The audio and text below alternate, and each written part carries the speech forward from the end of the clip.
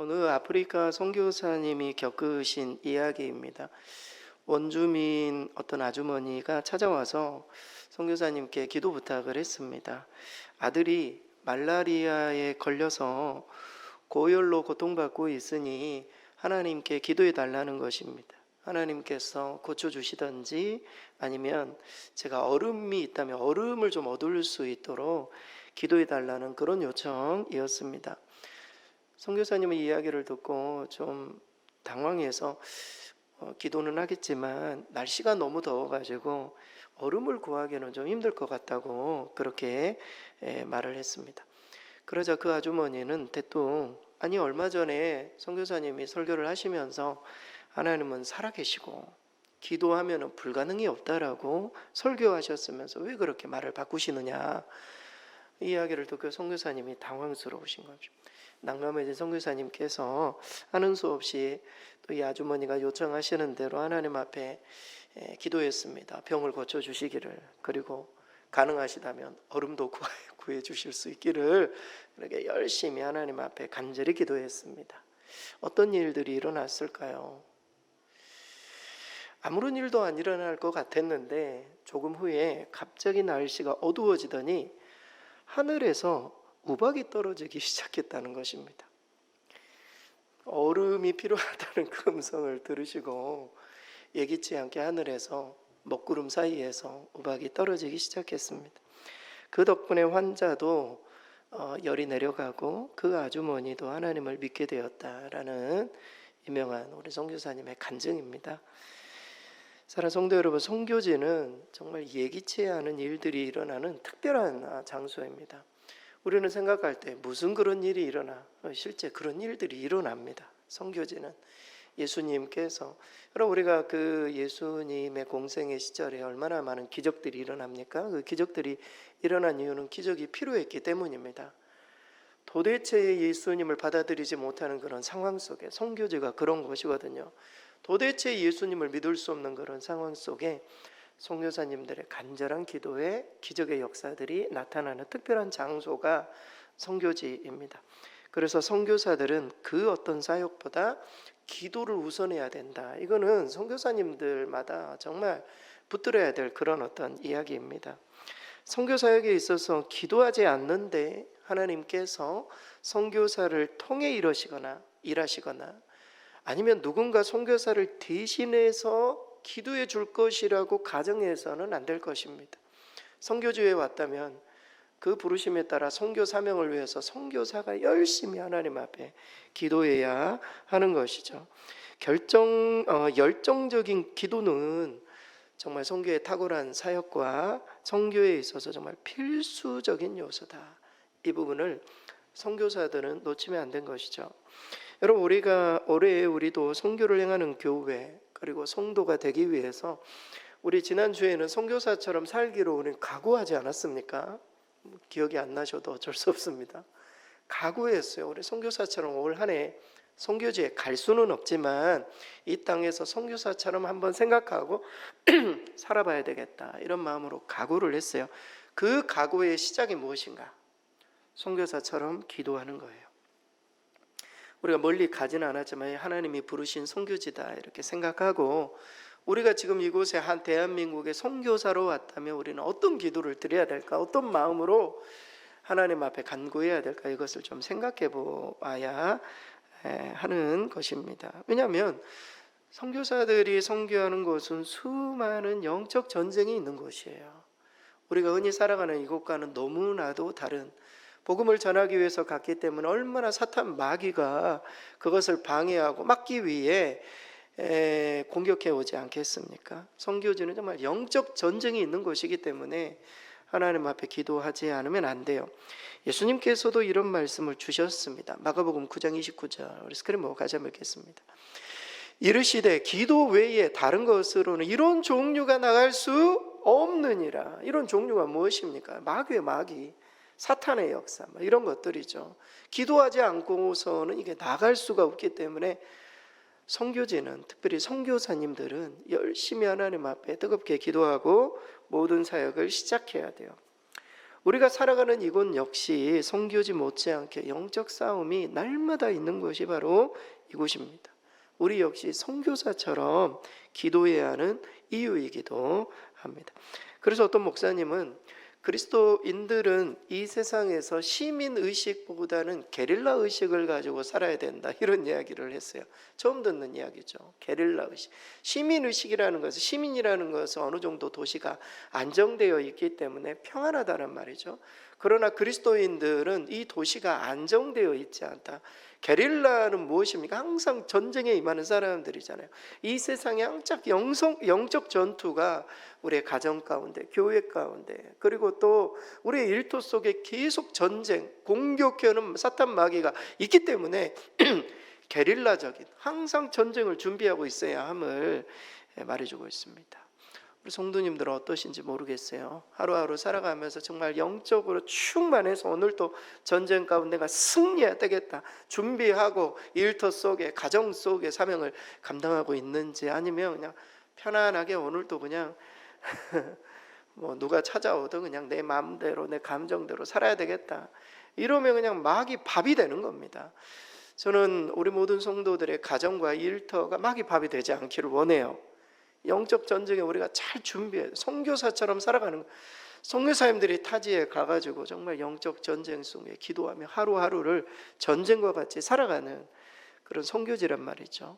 우리도 선교사처럼 그런 마음으로 올 한 해에 선교사처럼 참 기도해야 되겠다, 이런 마음으로 한 해를 좀 열어가실 수 있기를 바라요.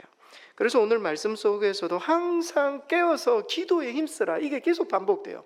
항상이라는 단어, 모든 기도와 간구로 해야 돼. 성령 안에서 기도해야 된다. 왜 그렇습니까? 영적 전쟁이기 때문에.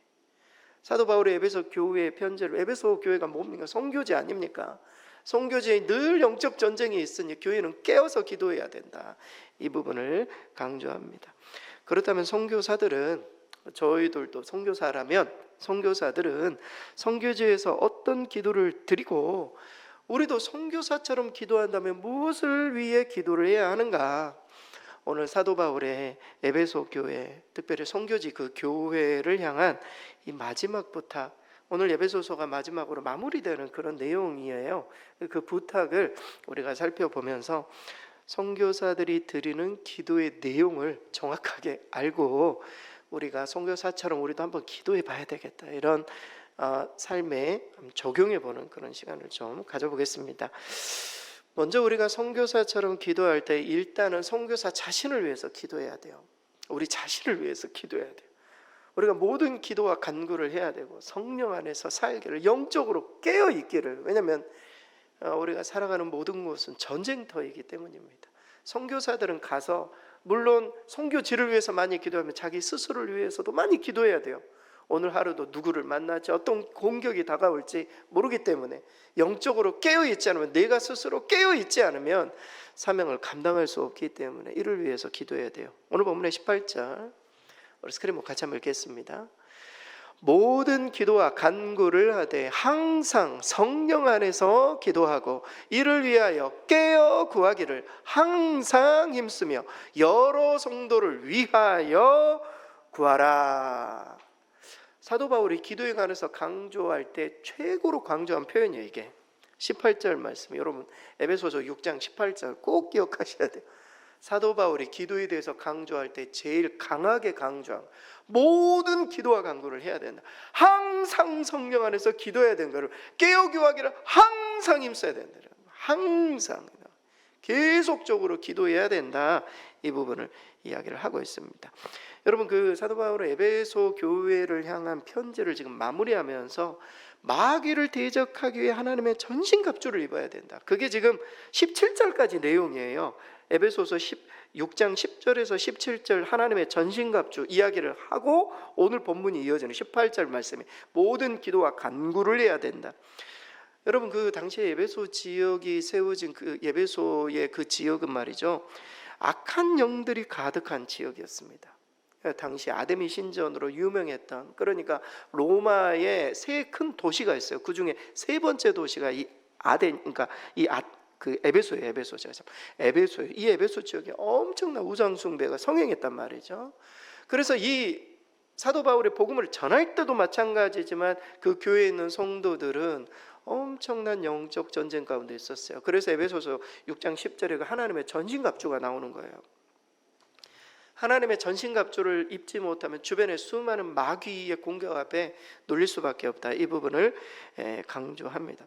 그래서 사도 바울은 기도를 강조할 때 그냥 단순히 기도와 간구로 해라 이렇게 말하지 않아요. 모든 기도와 간구, 할 수 있는 모든 기도는 다 해야 된다. 그러면 모든 기도와 간구, 그리고 성령 안에서, 항상 성령 안에서, 성령의 능력이 아니고서는 마귀를 대적할 수 없기 때문에 항상 성령 안에서 성령을 힘입어서, 그리고 깨어 구하기를. 여러분, 영적 전쟁에 있어서 그냥 졸고 있으면 어떻게 합니까? 전쟁에 나갔는데 총알이 막 위로 올라오는데, 사실 그 전쟁터에 나가면은 가장 힘든 게 졸음이라고 하죠. 언제 어떻게 총알 맞아서 죽을 수 있는데 잠이 안 오는 겁니다. 그럼에도 불구하고 잠이 오는 것은 거의 죽기 위해 자는 거죠. 어떤 의미에서 깨어서 기도하지 않으면 전쟁에서. 그래서 이 부분을 항상 힘써야 된다. 사도 바울이 선교를 행하면서 얼마나 이렇게 기도했기 때문에 이야기를 하는 거거든요. 본인이 기도하지 않으면 승리할 수 없었고 마귀의 밥이 될 수 있기 때문입니다. 사실 이 기도에 관한 교훈은 이미 예수님께서 공생의 시기에 제자들에게 가르쳐 주신 교훈하신 말씀의 내용 중 하나입니다. 주님은 항상 깨어서 기도할 것을 제자들에게 요구하셨어요. 교훈하셨습니다. 여러분, 누가복음 21장 36절에 보면 이런 구절이 있어요. 그래서 같이 한번 읽겠습니다. 이러므로 너희는 장차 올 이 모든 일을 능히 파하고 인자 앞에 서도록 항상 기도하며 깨어 있으라 하시니라. 예수님이 제자들에게 정말 그 잔소리처럼 한 이야기가 그거예요. 항상 깨어 있어라. 한 시간도 깨어 있을 수 없냐, 이런 내용이죠. 마귀의 시험에 무너지지 않도록 너희는 깨어 기도해야 된다. 이 부분을 말하고, 이 말씀을 사도 바울은 이렇게 표현을 했어요. 데살로니가전서 5장 17절 같이 한번 읽겠습니다. 쉬지 말고 기도하라. 이게 그냥 나온 게 아닌 것입니다. 우리 모두는 모든 기도와 간구, 항상 깨어 기도하고 항상 성령 안에서 기도할 때에 선교사처럼 우리가 기도하는 것이고, 선교사처럼 사명을 우리가 살아가고 있는 이 땅에서 감당할 수 있음을 우리는 결코 놓치지 말아야 돼요. 정말 선교사님이 처음에 선교지에 딱 도착했을 때를 생각해 보시기 바랍니다. 얼마나 암담할까요? 아무것도 모르고 문화, 언어를 공부해 갔지만 여러 가지 상황적으로 참 처음 접하는 그런 상황 아니겠습니까? 그때 아마 선교사님들이 가장 성령 충만할 것 같아요.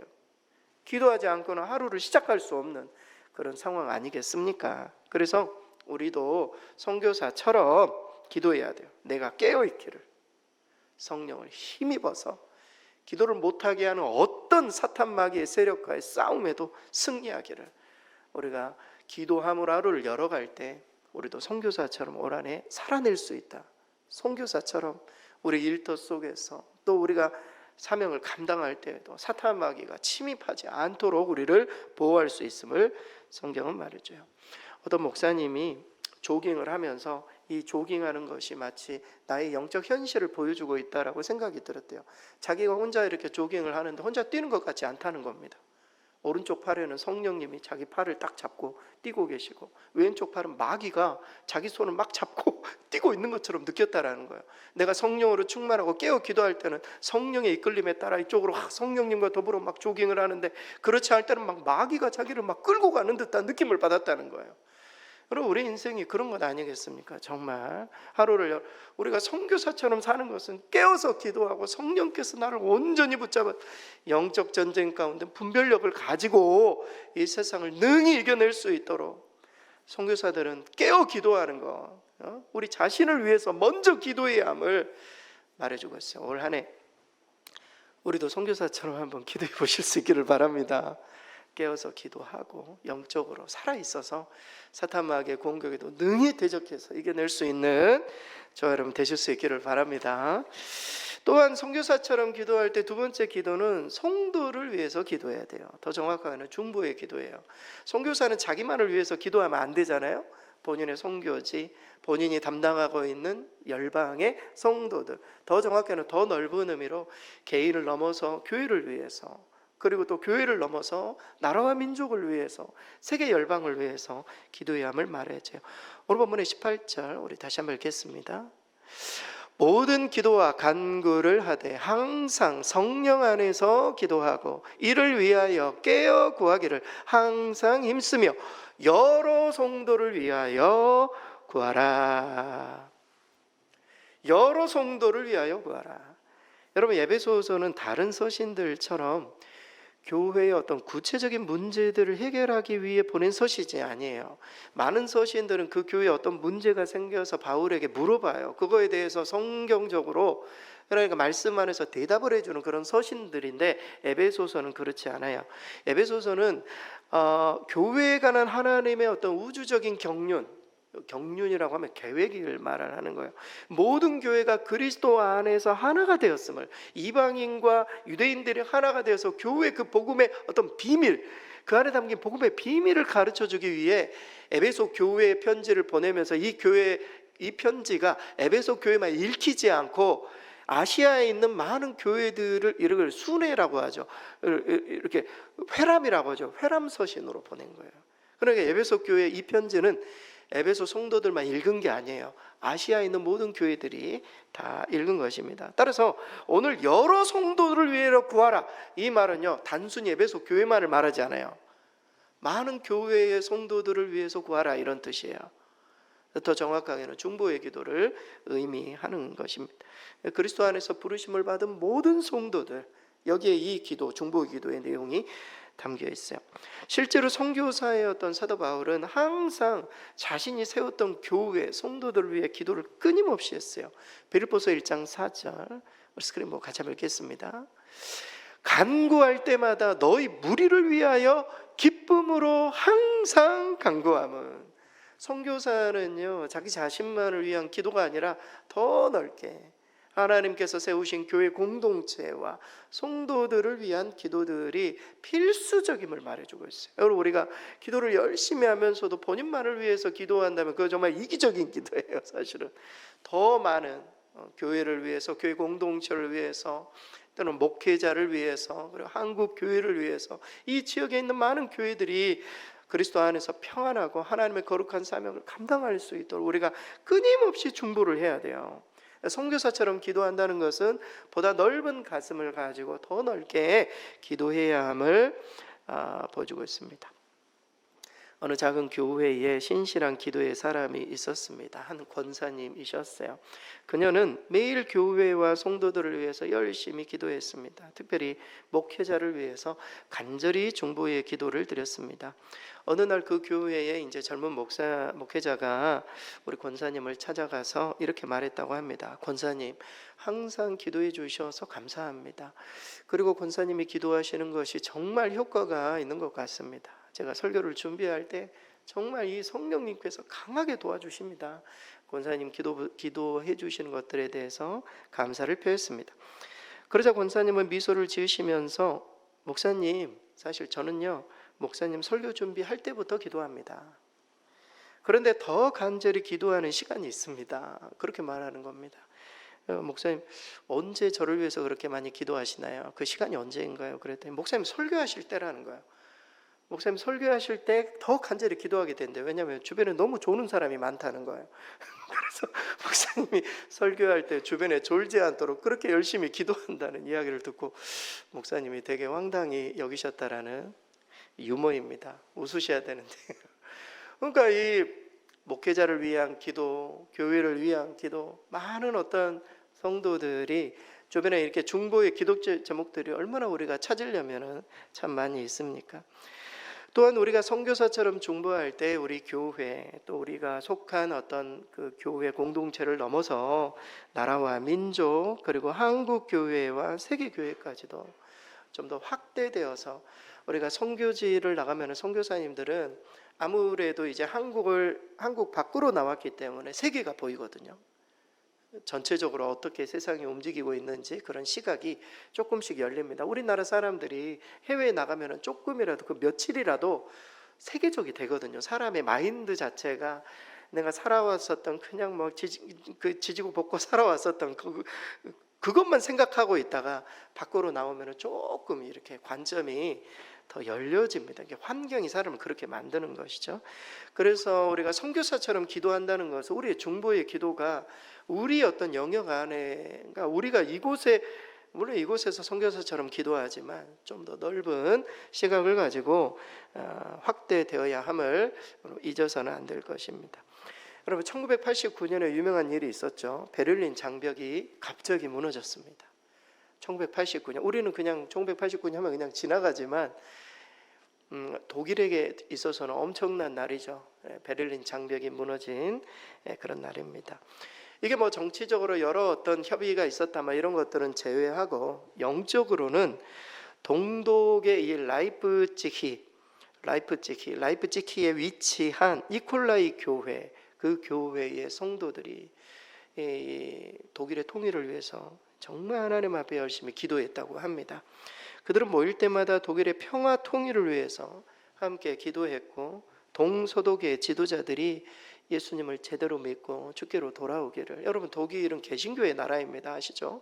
독일의 지도자들이 정말 주께로 돌아오기를, 지도자들의 마음 가운데 평화의 열망을 주시도록 그 교회의 어떤 기도의 촛불을 켜고 열심히 기도를 했다고 합니다. 기도하는 인원이 계속 막 늘어나가지고 같은 해에 10월 9일 교회 내부에 막 2,000명 정도가 평화 통일을 위해서 동독과 서독이 하나가 되기를 열심히 기도했다고 해요. 밖에서는 막 10,000명이 모여가지고 내부에서 기도하는 사람들을 함께 중보하고 협력하고 그렇게 해서 기도회가 끝이 나면 함께 평화 행진을 같이 하는 겁니다. 그러면서 10만 명이 모이고, 그러한 기도회가 계속 지속되고 그 후 한 달 후에 베를린 장벽이 무너졌다고 해요. 여러분, 우리도 통일을 위해서 열심히 기도합니다. 물론 요즘 우리나라가 좀 정치적으로 좀 복잡한 일들이 있어서 참 어렵지만 통일을 위해서 기도할 때도 이 기도가 어디서부터 시작이 돼야 됩니까? 교회마다 우리가 중보 기도하는 영역을 넓혀서, 우리 어렵고 힘든 상황들도 있지만 이 나라가 정말 하나가 되어서 그리스도 안에서 정말 평화적으로 통일이 되어 저 북녘 땅에도 복음이 심겨지기를 우리가 열심히 기도하고 준비하는 거 아주 중요해요. 선교사처럼 기도한다는 것은 우리의 기도의 영역을 확장시키는 겁니다. 성도들을 위해서 기도하고 미래에 있을 성도들까지도 마음에 품고 기도하는, 우리가 이 땅 올 한 해를 이곳이 선교지다 이런 마음으로 선교사처럼 우리가 기도할 때 성도들을 위해서도 더 넓게 중보를 한번 실천해 보실 수 있기를 바랍니다. 마지막으로 성도들은 선교사처럼 선교를 위한 기도를 해야 돼요. 여러분, 첫째는 자기 자신을 위해서 기도해야 되고 영적으로 깨어 있을 수 있도록. 두 번째는 성도들을 위해서 중보의 기도를 해요. 세 번째는 말 그대로 사명을 위해서 기도해요. 선교의 사명을 위해서 기도해야 됩니다. 이 땅에 우리를 선교사로 부르셨으니 우리에게 말씀을 주사 복음을 담대히 전할 수 있도록 우리도 선교를 위해서 기도해요. 오늘 본문의 19절에서 20절 우리 마지막으로 함께 읽겠습니다.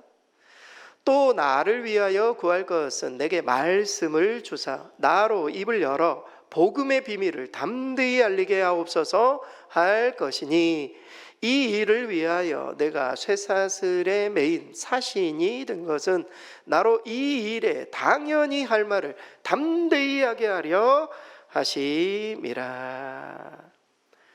사도 바울은 마지막으로 자기 자신을 위해서 기도 제목을 부탁하고 있어요. 두 가지 기도 제목을 요청하죠. 첫째는 복음의 비밀을 담대히 전할 수 있도록. 여러분, 복음의 비밀은 당시 구원에 관한 소식이죠. 그러나 이 안에 담긴 이 복음의 비밀은 교회를 통해 이방인과 유대인을 하나로 묶는 이 복음의 비밀을 의미하는 거예요.